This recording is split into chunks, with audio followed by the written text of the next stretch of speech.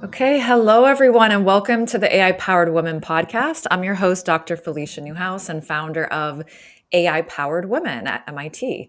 This is a show of women who feel the ground shifting beneath their feet, where AI's promise collides with shaky public trust, record high burnout, and hushed fears about our children's future. We bring you a wide range of diverse voices and backgrounds to the table and explore how to lead with purpose, creativity, and resilience during a time of massive change for humanity.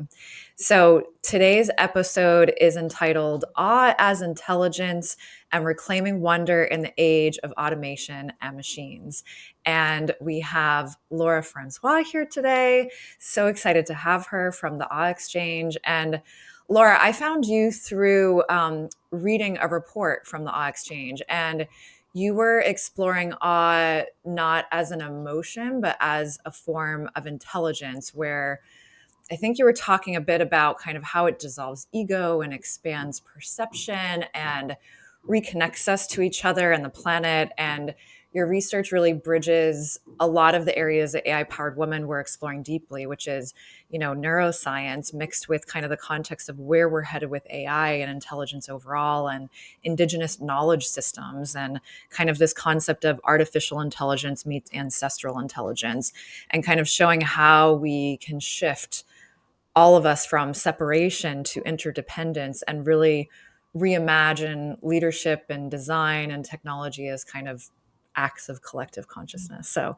I'd love for you to introduce yourself and dive in and tell us a bit about your background and what is awe. I'm I'm in awe of what you're doing because it's essentially when I came across even looking at awe as an emotion as a doorway to thinking about interdependence, thinking about new types or a different type of experience into feeling and thinking through complexity. I was absolutely awe void in my life. I stumbled upon awe in a moment of complete burnout from having spent over a decade as an impact strategist working really focused and narrowed in the socio-environmental impact space around Southeast Asia. So human rights meets environmental rights. Working in garment factory industry, we're working with unions and factory workers, working in pretty devastated areas that have been hit by climate disaster. And awe was not something I had thought much about. I was much too focused on what needed to happen as fast as possible. And ironically, the things that made my space move as fast as possible was never when we were focused solely on the data, but we were focused on the emotions surrounding that data. And a lot of that emotion was deeply connected to awe. And your question, what is awe? I think most people, we use the word awesome a lot. It's very, I find it slips off the tongue, right? We use awesome in so many different ways, but ironically, awe is both awesome and awful. It is an experience that is not necessarily positive. It's an experience that can be filled with a lot of fear and a lot of the sudden feeling that everything you understand about the world and yourself is actually on shaky ground. And that's not necessarily a wonderful experience. That can be quite destabilizing. But what's important about the experience of awe, whether it's awesome or awful or somewhere in the middle where it usually is that it allows us to rethink our place in the larger system. And that is something that I was trying to get to in those 10 years of doing climate work and social impact work. How do we get people to rethink their place within that system and realize that interdependence? And it wasn't something that a 100-page report was able to do, but it was something that moments of awe, deeply felt moments of awe, in community, collective moments of awe could open the door to.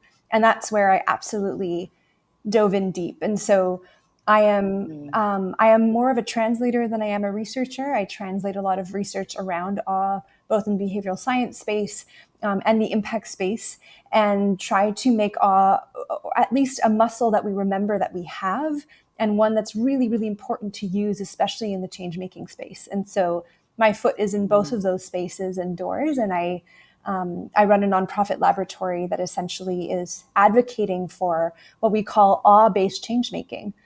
And I think that's where our two stories probably intersect. Yeah. Yeah, I love that. And yeah, I mean, when I think about awe-based change making, I mean, I really think about how awe really dissolves the ego and expands perception. And that's really interesting to me when I think about the role of awe. And I'd love to hear more of your thoughts around that, because a lot of the work we're doing at AI Powered Women is really around leadership, right? And leadership transformation. And um, we really keep playing with this idea that AI or any technology or any tool for that matter, because technology is also just a word, right? That's explaining tools, which we've had tools since the beginning of time as humans. Mm. Um, and when I think about those tools, they really just reflect our current state of consciousness as the leaders shaping them, as the leaders using them, as the leaders defining them.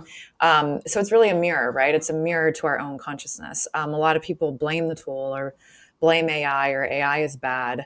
And there are catastrophic elements to AI with climate change. And that's kind of a whole other topic.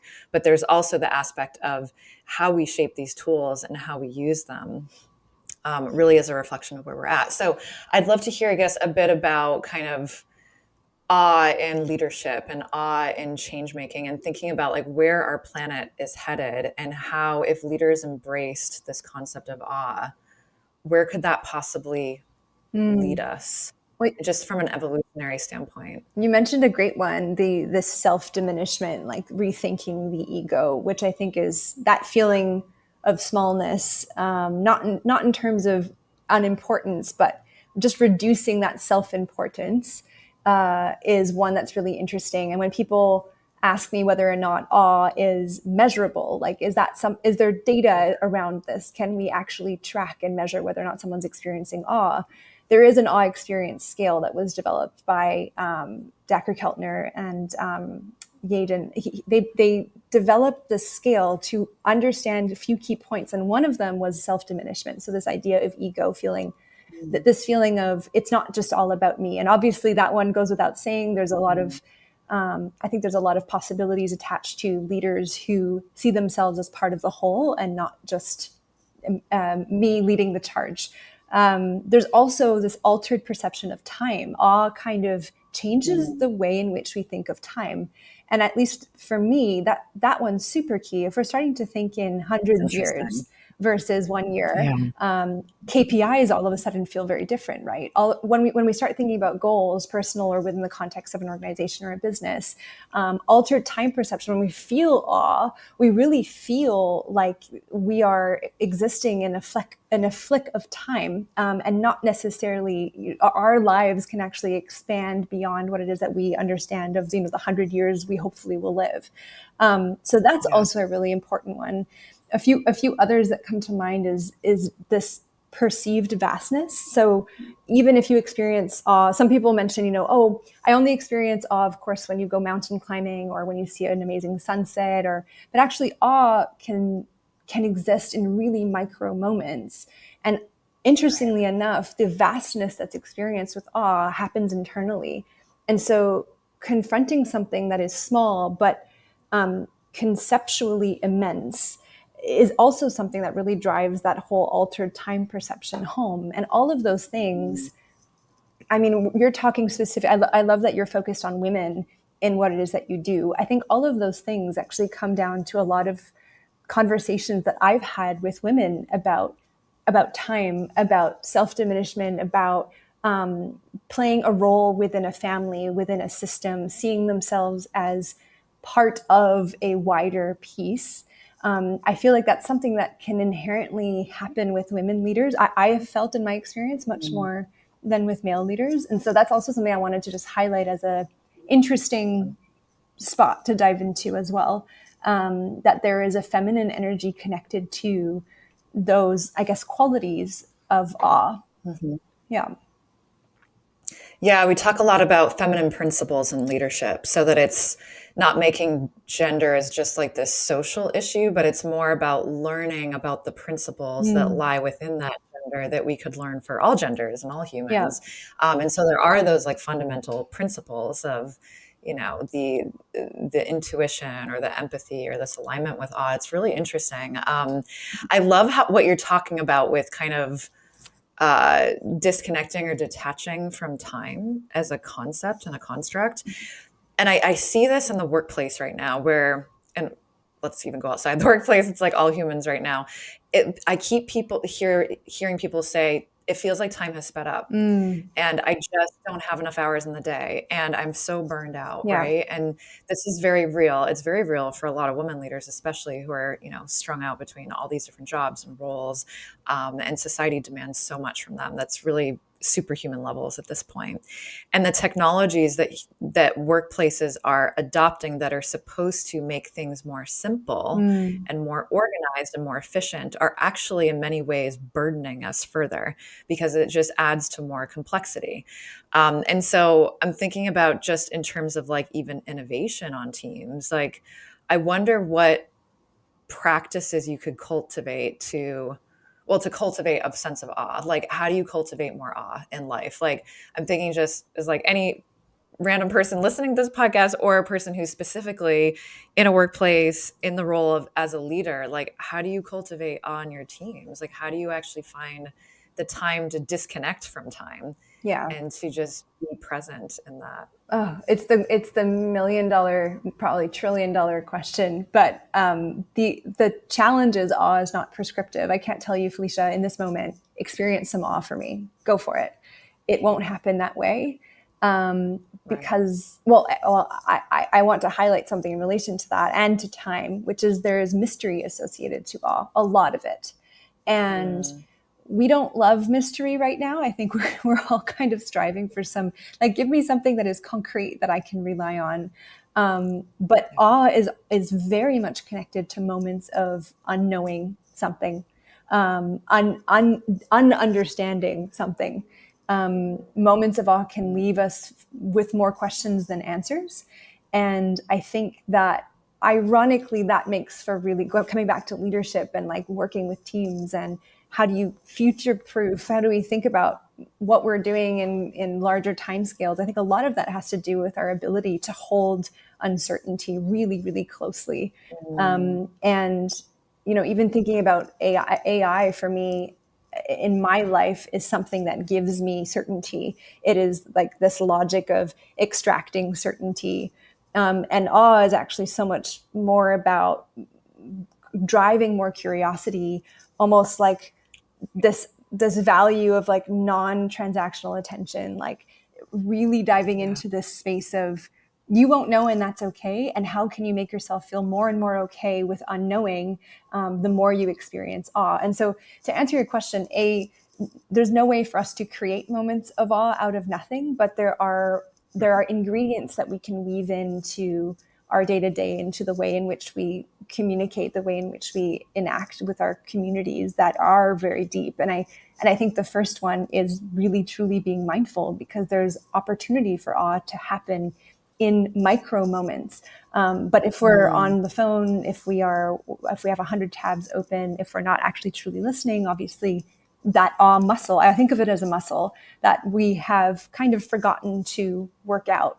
And so that muscle, the more we experience awe, the more we'll be likely to experience more awe. But you have to start small. You have to start by working that out. And so finding moments of mindfulness is the first, which feels really hard to even say to you, because it feels so, even to myself, I'm going, yeah, of course, being mindful has so many benefits.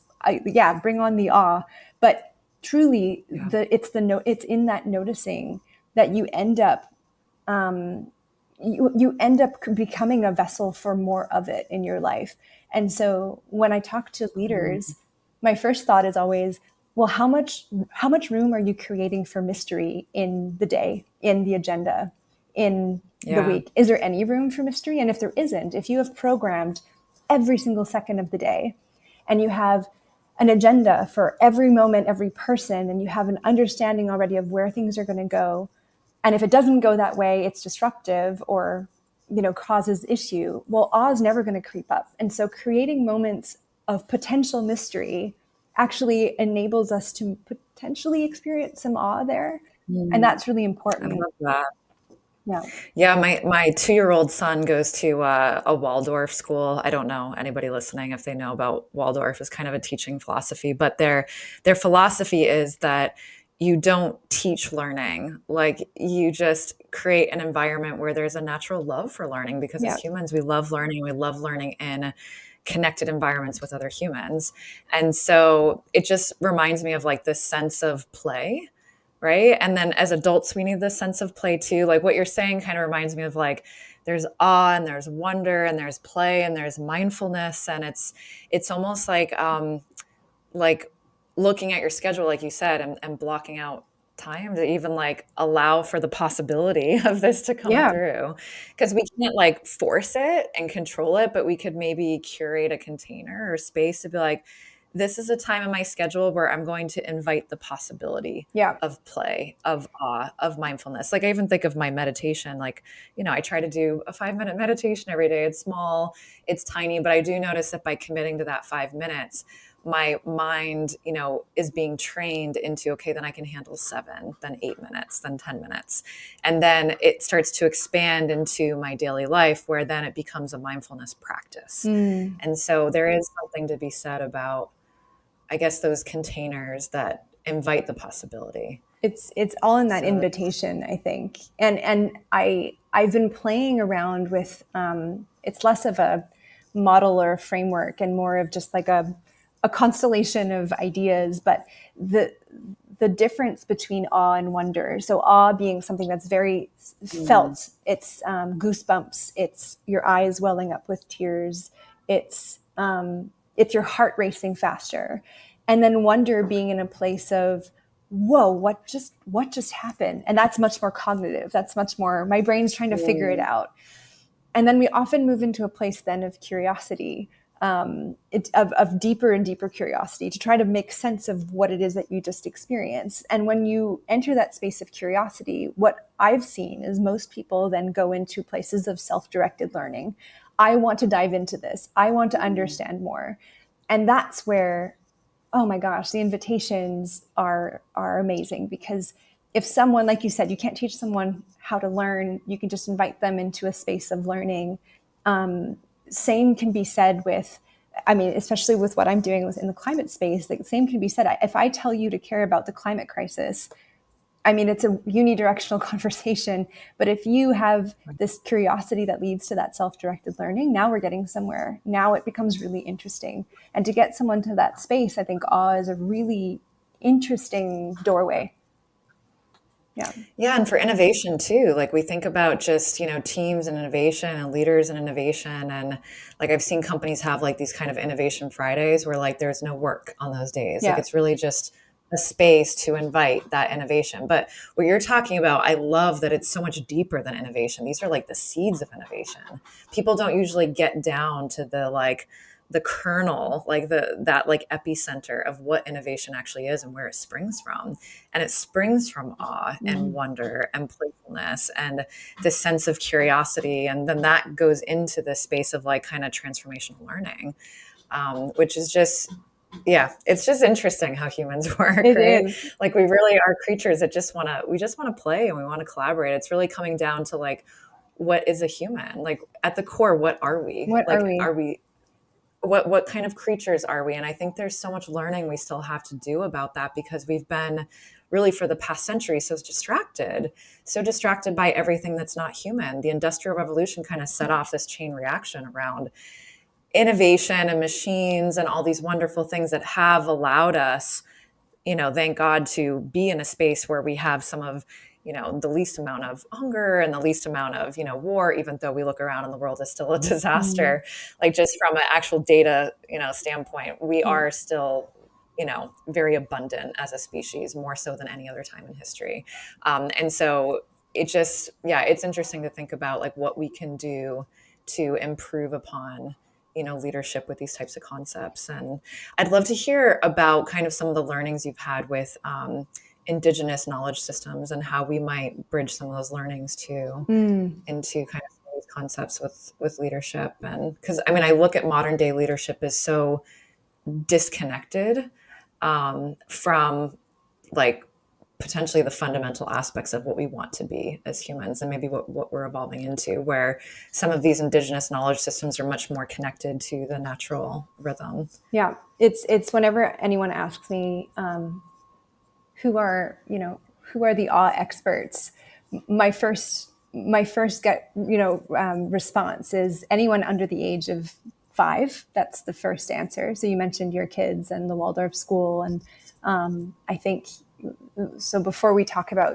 traditional knowledge, there's also the knowledge that there's like a remembrance that we can all do. So it's not a learning about, no one needs to learn anything new to experience more awe and to bring that into their leadership. It's actually innate to who you are. And before maybe 6, 5, you experienced a lot of awe on a daily. And so there is something about going back to that childlike nature and wonder and intelligence. We're talking about intelligence. I think there's something to be said about the intelligence of a child and what we can learn from the awe that's experienced there and the intelligence that stems from that moment. And then leaning on, other ways of knowing, traditional ways of knowing.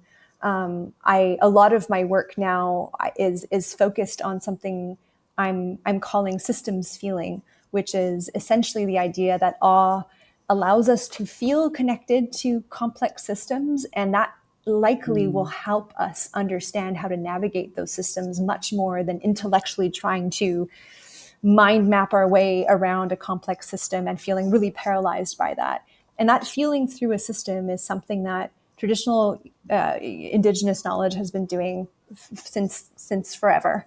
And I'm trying not to glorify what that is. I think there's importance in saying it's rooted in community that still exists. This is not some ancient forgotten knowledge. This is knowledge that is extremely alive, but is overshadowed by the global north. So I think that the global majority has a lot to offer when it comes to rethinking what it means to feel through a system.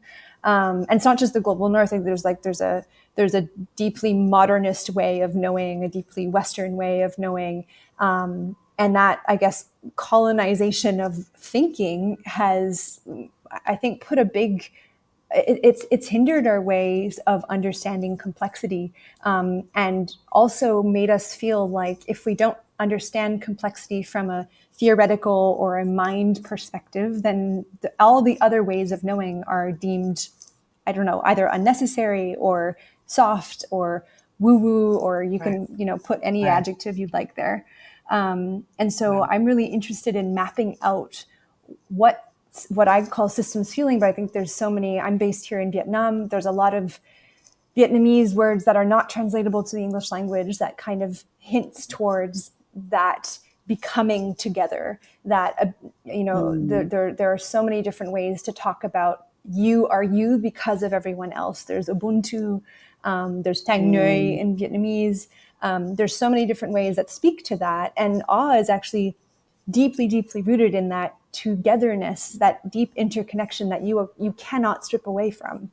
And so coming down to, I think of, AI systems and trying to think through, well, what would it look like for AI systems to engage in that type of knowing? And how could it be influenced by that type of knowing? And that really gets me excited. Yeah, I'd love to hear a bit more about the collective intelligence, because this is something that comes up a lot in some of my recent conversations. And some people get it and some people don't. Some people are still grappling with, like, but what does collective actually mean, right? And like, if we think about kind of just from a leadership standpoint, like what shifts when leaders make decisions from a state of awe and collective intelligence, and having a feeling of being connected to the collective versus from a state of fear and control. The fear and control bit is, it's interesting. I think of, so driving a motorbike here in the middle of Ho Chi Minh City, to me, is the best analogy for collective intelligence, because the road rules are loosely defined, and that's like a nice way of putting it. You can cross the street, with your eyes closed, and no one will hit you, despite it looking like the biggest risk you'll ever take in your life. Um, there's there's this school of fish mentality. There's this feeling of we are moving as one entity. And so, despite there being 2,000 motorbikes in one small condensed little area, that school of fish mentality, where nobody is trying to go faster than the next person. Everyone is trying to. I love this. I mean, it's replicable in nature, right? When you think of regenerative principles or like murmurations of birds, how birds Yeah. fly in that formation. If one of those birds decided that, I'm going to go 50 kilometers an hour, that murmuration would just completely destroy itself. It would self-destruct. And so there is something to be said about this. I think of collective intelligence as this sense of being we, by consistently being in tune with who and what is around you, and not necessarily, I often want to put a disclaimer here, it's not necessarily other people. There's non-human intelligence there too. And I think of animals and plants and place and artificial intelligence, but there's this ability to be in tune that requires us to disconnect, to be mindful, to root in place, and I think that happens actually quite naturally. No one on that corner in downtown Ho Chi Minh is trying to think through this. It is very much felt. It's very much intuitive, and of course, it's probably a lot of trial and error on a motorbike, but eventually there is this sense. So that's the best way I could probably describe it in under under a minute. But That's beautiful. I love how you describe it. I heard an Indigenous woman speak last week, and she was explaining that in her native language, there's no word for nature. Because to say there's a word for nature is basically inherently saying that it's separate from us. And she's like, we are nature. Like it is us. Like it's back to Gaia, Mother Earth, right? And this concept that underpins a lot of Indigenous wisdom. So it's interesting to think about just kind of the old paradigm of leadership that we're still trying to outgrow and what we're trying to evolve into. And there's growing pains there yeah, of, there's still very much the I and the ego. And that doesn't allow for a broader ecological, interconnected, collective intelligence, right? And so it's, I guess there's growing pains, right, that we're going to have to navigate. And a lot of what you're talking about too is it's almost like we're having to evolve out of the leadership focused on the ego and the I into a we, but that needs to grow into a systemic collective as well, right? Because it can't just be like a few good leaders that are doing a good job. yeah, It needs to grow into a more systemic, like what you're explaining with the motorbikes and things like that. That's part of a culture. Like you're raised in that. It's systemic. It's part of your way of being with other beings, right? So but if one of those yeah, I people ended up getting, sorry to interrupt, if one of those people yeah, on the road invested in a really, really high speed bike, and wanted to quote unquote take over, that entire yeah, system would break down.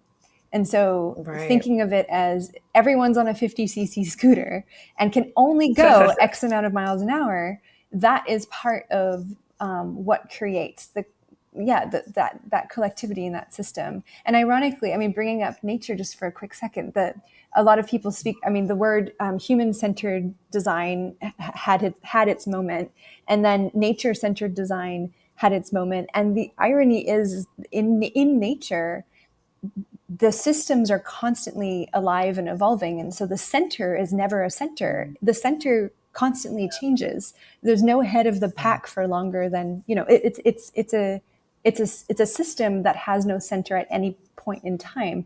And so yeah, even just thinking about human centeredness, nature centeredness, life centeredness is yeah, is inherently flawed in some way. And so yeah, I think part of it is rethinking even the idea of centeredness, which yeah. is maybe a whole other conversation, but Yeah, I it's a fun completely one. agree. There's like this concept of like whole intelligence, right? Like there's Yeah. there's so many different ways we can learn and that we can continue to learn from all this different intelligence. My hope is that after we get over the hump of AI and its effect on climate change, and we can actually work with it collaboratively so that it can allow us to tap into all of these various Mm, forms of intelligence. We're just one, and there's so much to learn on this planet and in this universe. yeah, So there's a lot that we can still grow into.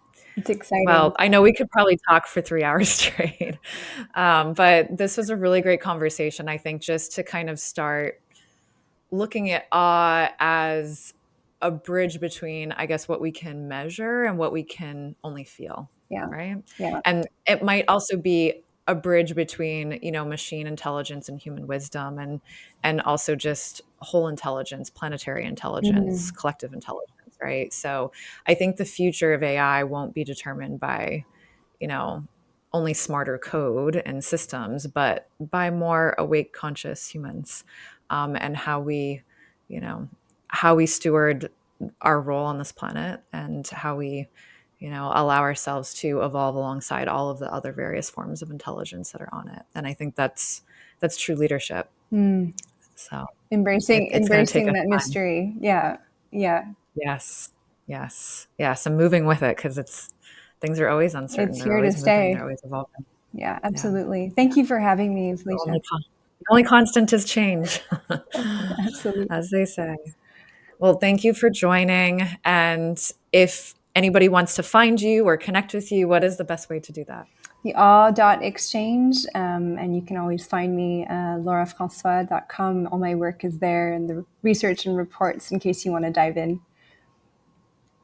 Wonderful. We'll share some of those links below as well. So thank you. Thank you Amazing. for being here. Thank you, Felicia. And for everyone out there, if today's conversation gave you something to think about, just make sure you share it with another woman leader who's ready to build with more courage and clarity and heart.